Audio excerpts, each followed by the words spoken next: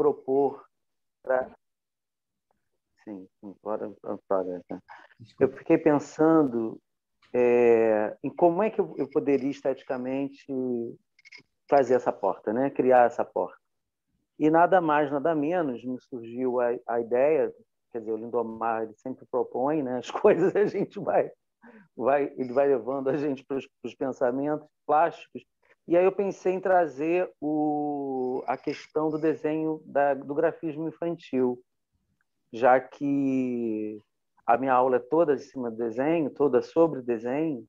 Eu pensei em que pudesse ilustrar, né, no caso, decorar a minha porta. Eu não sei, eu estou lançando um questionamento para vocês, como é que vocês poderiam, como arte educadores, se eu puder ajudar e posso, não sei exatamente com que temas vocês podem me passar, não sei exatamente o que vocês estão trabalhando, mas eu poderia tentar ajudá-los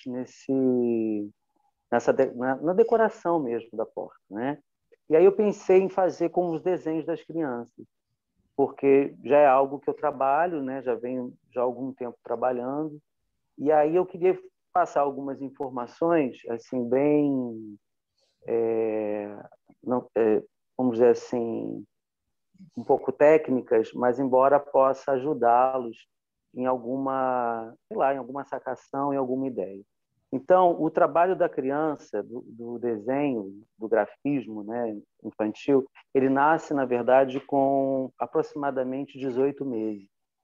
A criança, a partir dos 18 meses, ela começa a afirmar o seu movimento no mundo, né? O seu corpo, ela começa a se perceber no mundo, né? Então, eu queria dar uma lida sobre o Winnicott, só para poder ilustrar sobre o grafismo infantil, o que significa, na verdade, a garatuja, né? Porque a gente não consegue entender o que é uma garatuja, né? O adulto ele já tem uma formação plástica, já tem uma formação visual tão preconcebida, que ele não consegue entender e dar valor ao que seria uma garatuja. Então, o gesto que a criança produz, imprime marcas no papel, traços, caminhos, pontuações, ritmos, né? Possui um valor dinâmico.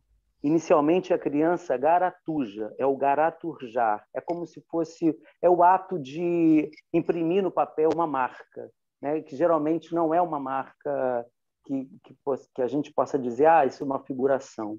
Mas eu desde lá do colégio, né, que a gente tem informação de que aquilo não tem um valor, só que não é verdade. A garatuja ela é o precursor, na verdade, da linguagem escrita. A criança que garatuja, ela com certeza, isso eu posso afirmar porque por vivência própria, ela consegue adquirir a linguagem da escrita com mais facilidade. Então, eu queria deixar essa sacação para vocês, né, porque a gente geralmente não percebe, né? Que a gente tem a gente acha, como é que se fala? É indecifrável. A garatuja para a gente é como se fosse um borrão, né? É uma coisa grotesca, né? Suja. A gente não tem a mesma relação que a criança tem, porque a criança é todo o corpo. A gente não é todo o corpo. A gente racionaliza mais do que... Enfim. Então, assim, inicialmente a criança garatuja desordenadamente. Esse caos desordenado é que cria essa relação com o papel. A criança cria uma relação do corpo dela com o papel. Tá? Essa desorganização, esse caos, né? Essa casualidade, né?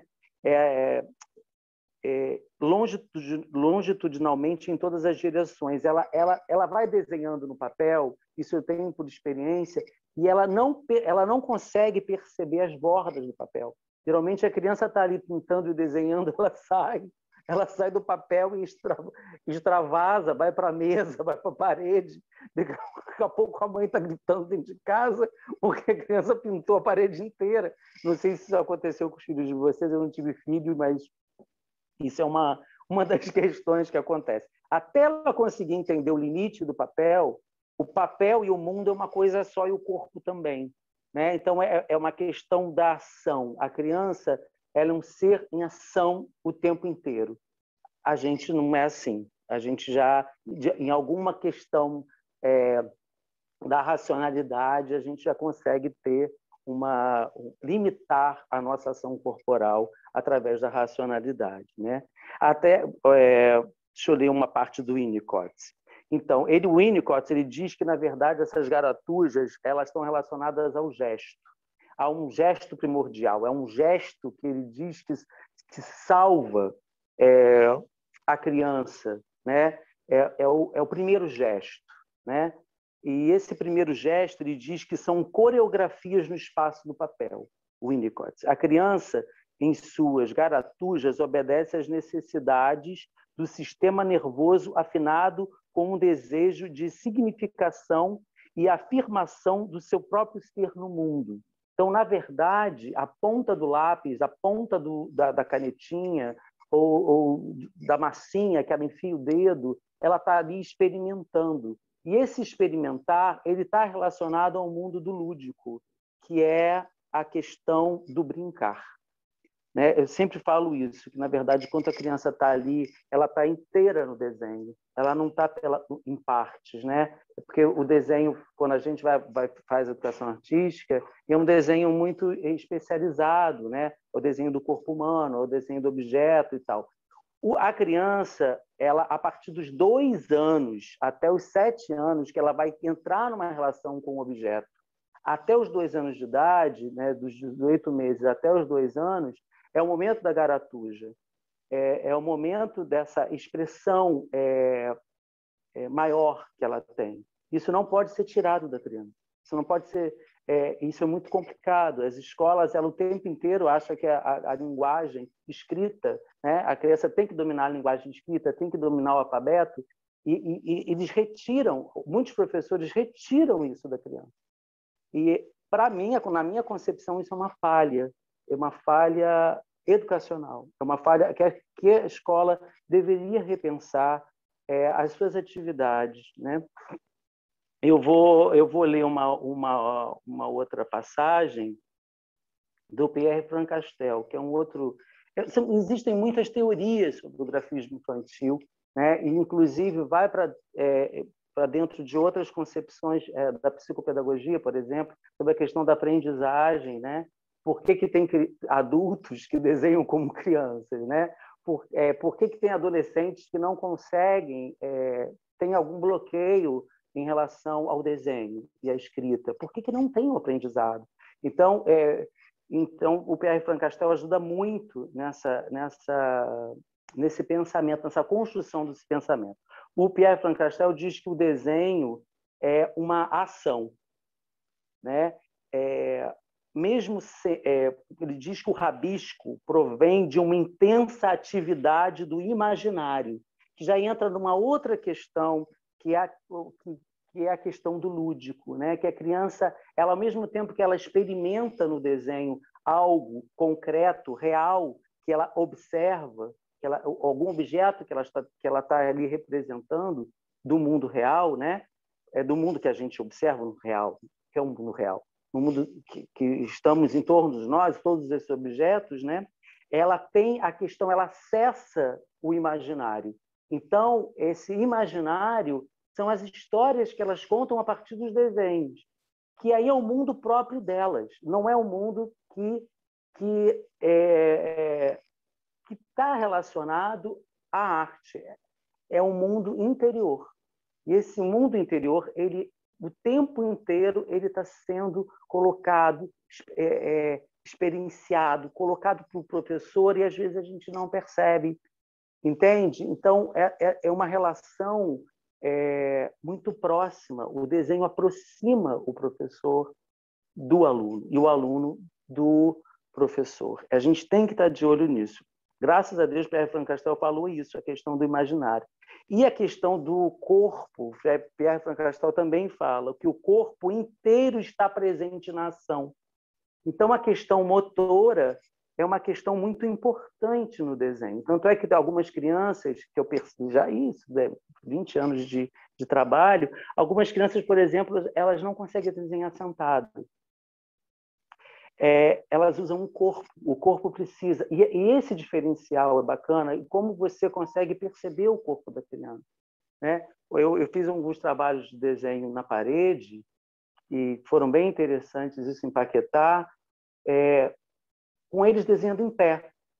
E essa relação do corpo, porque o olhar da criança é um olhar diferente do olhar do adulto.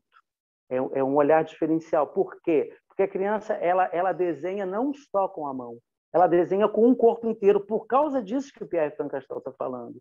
Desse corpo, o corpo inteiro está envolvido, é uma ação. E essa ação que o outro lá diz que é como é que se diz? É o ponto principal do grafismo infantil, né?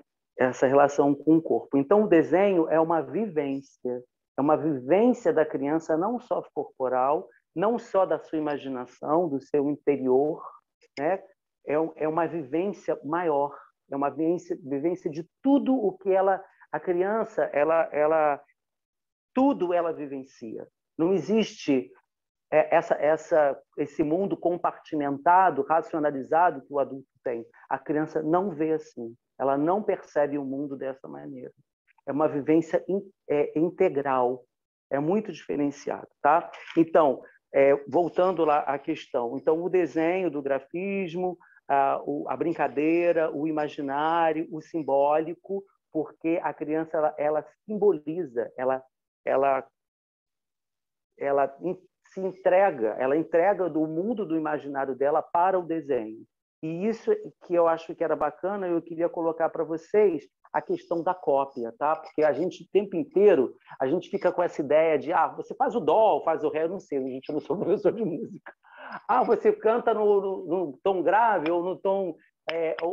assim, eu não sei exatamente, que a gente tem uma coisa de uma certa reprodução, né? E na arte, isso é uma coisa complicada. Porque a gente tem, por exemplo, as professoras da Luiz, desculpa te interromper, mas isso que você está falando, que você deu o dó, o ré, que já é uma coisa já pré-determinada, né? Sim. Cortando isso, né, seria o saber não proposicional, significa aquele saber que surge do nada, entendeu? Né? Sim. Porque a gente se baseia em ensinar arte muitas vezes nos conceitos pré-estabelecidos. Então, quando a gente se liberta desses conceitos pré-estabelecidos, a gente vai dentro do saber não proposicional, ou seja, aquele saber que ele nasce quase que do nada, entendeu? De um estímulo que acontece que não tem quase nenhuma referência por trás. Sempre tem, lógico, né? Mas é assim, aquela coisa que surge sem ter cópia, como você falou. É isso que eu queria colocar uma questão para todos nós, né? Que eu me coloco o tempo inteiro, mas como sair dessa concretude, né? Desse referencial, né? Como sair disso, né? Você citou eu não sabia exatamente esse termo que você está colocando, Cris. Eu vejo, é uma crítica minha, assim, a todo um sistema educacional que já vem isso há milhões de anos, né? Que é a questão do simbólico a partir da escrita. E eu batia tanto isso, colocava isso nas reuniões, e colocava, e eu sempre era colocado de lado. Em todas as escolas. Por exemplo, não, mas é importante a criança saber escrever a letra. Claro que é, obviamente que é. É importante a criança ouvir o dó, ouvir o som. Claro que é. Imagina, como que a criança vai como passar um conceito de teatro, sei lá, de espaço, sem a criança... sem demonstrar para a criança corporalmente, né? Como fazer um movimento, eu não sei, assim, é muito difícil. Eu acho que a gente tem que pensar nossa prática, repensar nossa prática o tempo inteiro, para não ficar nessa reprodução, porque a criança ela reinventa. É muito diferente da gente. A gente é capaz de pegar uma nota, não sei, Cris, eu assim, não entendo nada de música, tá? Eu estou ignorante total. Mas pegar aquela nota e nunca conseguir dar criar algo diferente, né? Ter esse violão, esse som que faça o diferente, né? O som diferenciado. Então, eu queria propor a vocês isso, assim, que a gente repensasse um pouco reinventasse a nossa prática, e eu queria propor ajudá-los a fazer a porta, né, a nossa porta para esse acolhimento das crianças. Eu quero, na verdade, tentar unir essa coisa do grafismo com a linguagem de vocês, que eu pouco entendo, na verdade. Assim, eu pouco entendo de teatro, pouco entendo de música, é mais um ouvir, é uma experimentação de ouvir, de perceber, né? Teatro, eu não tenho formação quase nenhuma, a Lana, que é a nossa, e a Chay. Então, eu queria propor isso, fazer essa porta com vocês, assim, vocês me trazendo as ideias e eu podendo plasticamente criar, reproduzir a imagem que vocês... Como seria essa imagem, né? A partir do grafismo de vocês também. Qual o desenho que vocês propõem para a porta de cada oficina, né? Vai ter o desenho de vocês ou vai ter o desenho só das crianças? Que tipo de desenho pode representar essa música?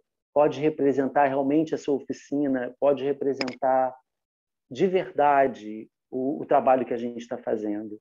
Eu acho que é um pouco isso que eu estou levantando e trazendo esses questionamentos.